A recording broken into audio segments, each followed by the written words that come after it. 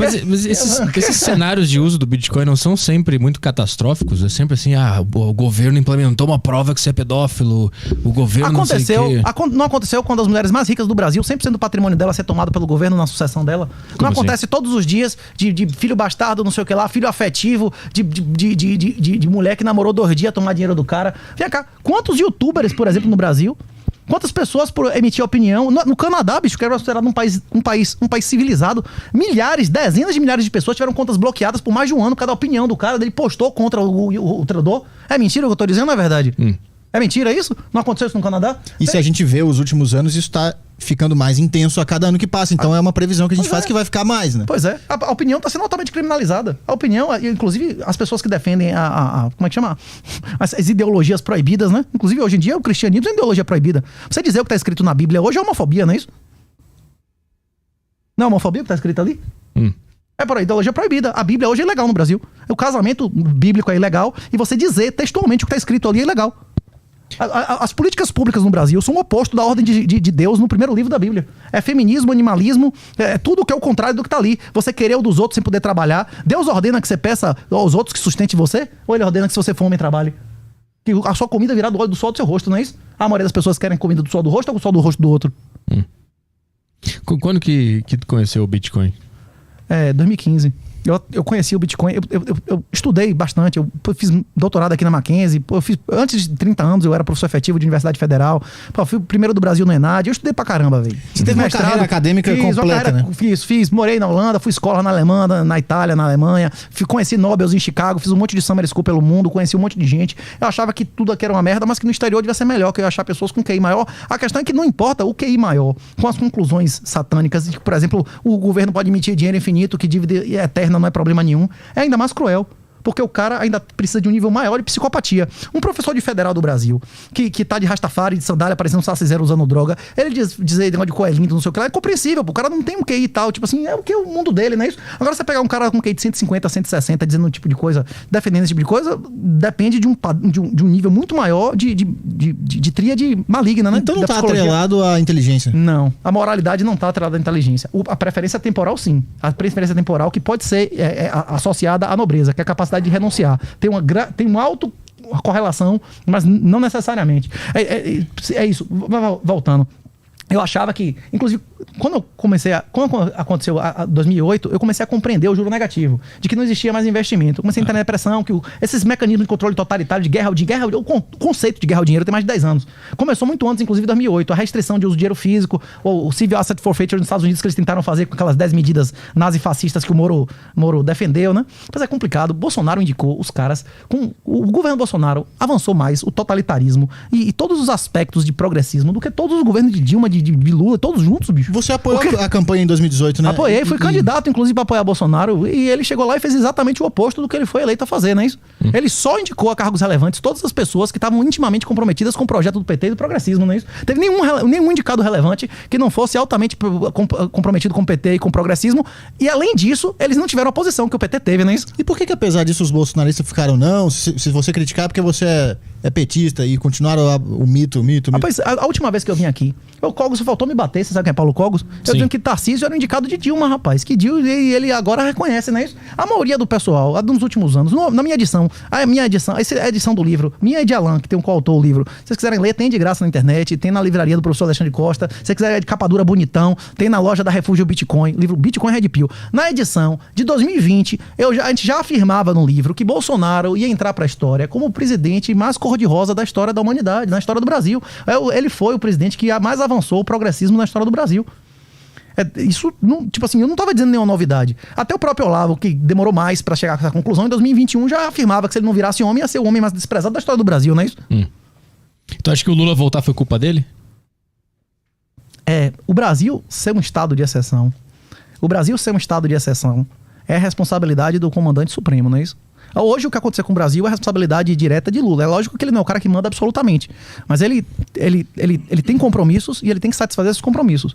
O Jair Bolsonaro afirmou que não tinha medo de morrer e que um homem, soldado que vai pra guerra com medo de morrer é covarde. Ele não morreu, não lutou, não deu testa, não fez nada do que ele prometeu, não desaparelhou. As provas do Enem, inclusive por isso que os Ventral me bloquearam na época, que eu dizendo que as provas do Enem do Bolsonaro foram as mais progressistas da história, bicho. Foram as piores. Foram as mais vergonhosas da história. É isso. Em todos os aspectos, o governo Bolsonaro avançou mais o progressismo do que todos os governos do PT juntos. A Dilma, por exemplo, como é que chama? Reconheceu guarda compartilhada. Dilma passou lei de proibição de alienação parental, que 90% das vezes a mulher que fica fazendo inferno dizendo que o pai é um vagabundo, não é isso ou não? São vitórias absurdas pros homens ou não? Tu acha que o Bolsonaro é o responsável pelo PT voltar? Tu acha que como ele agiu durante os 4 anos fez talvez o PT voltar? Talvez o PT voltasse de qualquer maneira, porque são ciclos intergeracionais. Agora, que se pode afirmar com certeza que Bolsonaro não teve um dia de cumprimento das promessas dele, pode se afirmar com certeza. Desde o gabinete de transição, ele só indicou, inclusive as primeiras indicações era gente ligada ao PSOL, o secretário-geral, o tradutor do gabinete de transição, todos os generais mamaram com o PT. Não teve nenhuma posição relevante do meu conhecimento de ninguém que tenha assumido um cargo que não tivesse intimamente comprometido com forças esquerdistas. É isso. Não tem. O governo Bolsonaro foi um governo mais esquerdista que o PT, porque foi esquerda sem nenhuma oposição. Quando que tu parou de apoiar ele? Rapaz, no gabinete de transição, eu já tinha me decepcionado com o governo. Agora o dia que não teve mais volta foi o discurso dele na ONU, em janeiro, que ele começou, em vez de denunciar o extermínio coletivo, né? Os campos de concentração em Xinjiang fazem qualquer coisa que tenha acontecido na Segunda Guerra parecer que é nada, né? Os caras têm um comércio sistemático de órgãos de tudo que você imaginar. Comércio de cabelo, que era uma coisa significante aqui, sumiu. Os caras desvalorizaram 20 vezes o cabelo dos escravos em Xinjiang. Aí o Bolsonaro chega lá e diz que vai abrir as pernas pra China, quer casar com a China, lógico que ele vai ser esposa, né? E oferecendo o chinês de entrar aqui sem visto. Você sabe quantos homens mais que mulher tem na China? Em dados oficiais são 58 milhões. Bicho, você queria que esses caras viessem entrar sem visto aqui? Hein? E aconteceu o que com a gente aqui?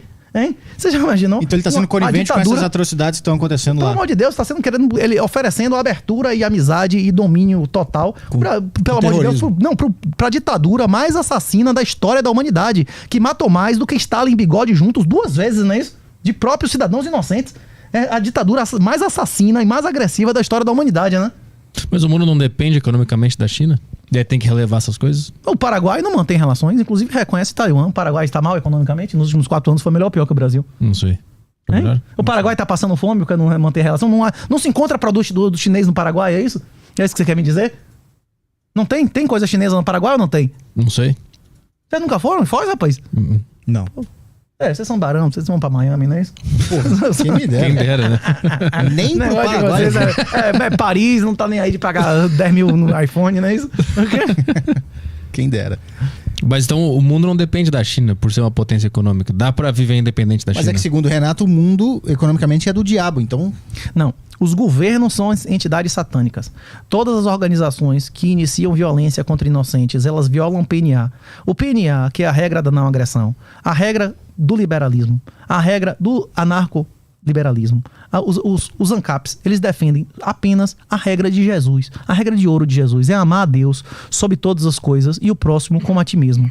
Se você ama o outro como se fosse você inicia violência contra pessoas inocentes? Não. Pois é. É isso que eu não consigo entender. O liberalismo verdadeiro. O liberalismo verdadeiro. Os pais fundadores eram cristãos devotos, não é isso? O cristianismo verdadeiro e o liberalismo verdadeiro, eles têm os mesmos valores. O princípio da não agressão é a regra de ouro de Jesus interpretada de uma outra maneira e sem o reconhecimento de Deus, não é isso? Então tu acha que o anarcocapitalismo, ele tá diretamente ligado a Deus? Está ligado à verdade, que você pode chegar à verdade através de Deus ou através da natureza das coisas. Você pode não acreditar em Deus e chegar a algumas verdades, que, por exemplo, existe noite e dia, que existe verão e inverno, não é isso? Tem várias verdades que você pode receber da realidade sem reconhecer toda a realidade, não é isso ou não? Deus é a verdade suprema, mas existem outras verdades que não são a verdade suprema que você pode adquirir através da realidade. Você pode adquirir conhecimento através da lógica, não é isso? Ou através de dados primários, né? E como é que seria essa sociedade anarcocapitalista? Porque a minha grande dúvida é, não ia surgir um Estado... Como sempre foi antes de existir Estado. Então, daí entra a minha próxima pergunta, que complementa a dele. Supondo que esse Estado chegue num ponto de insustentabilidade, de imprimir dinheiro até um ponto de não se sustentar mais. quem tem a coisa dos títulos lá soberanos, como é que das terras, o governo vai começar a vender como é que chama? Direitos soberanos. Direitos soberanos. A tendência nos próximos anos e gerações é que os governos renunciem sistematicamente a seus poderes. Primeiro eles vão vender cidadania e residência, como El Salvador, como Suíça, como Vanuatu, como St. Kitts vendem. Inclusive tem países que você não compra apenas a sua residência ou cidadania, mas compra perpetuamente sem pagar impostos. O próximo passo imunidade fiscal, Isso. Primeiro vai ser imunidade fiscal, depois imunidade civil, dizendo não, você vai ser julgado pela sua religião, você vai ser julgado pelo seu árbitro, depois imunidade penal, como era na nobreza antigamente, e depois você vai comprar sua terra soberana em que você vai aplicar a sua lei. Eu acredito que a tendência nos próximos anos vai ser essa. Voluntário ou involuntariamente, né? Porque vai haver o colapso financeiro e físico dessas organizações, né? A questão é que daqui a 100 anos pode existir uma organização que você chame de Estado, só que não vai existir, se ele não puder emitir a sua própria moeda infinitamente, ele não vai poder manter o tamanho que ele tem atual. Ele pode ser um Estado que tem um tamanho do que tinha daqui 200 anos atrás ou 300 anos atrás, que não controlava a educação, que não controlava o casamento, que controlava as suas funções próprias, que era a jurisdição e defesa, né? Alguém aqui acha que o Estado tem que dizer o que você tem que educar seu filho?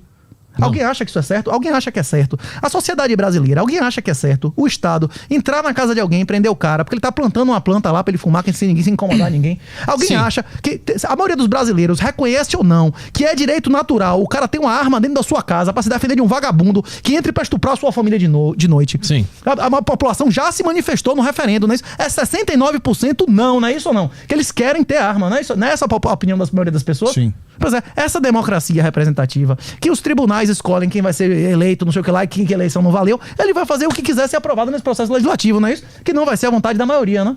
Inclusive, a gente vive numa... A democracia para os gregos era a degeneração da república, é exatamente isso que a gente está vivendo, né?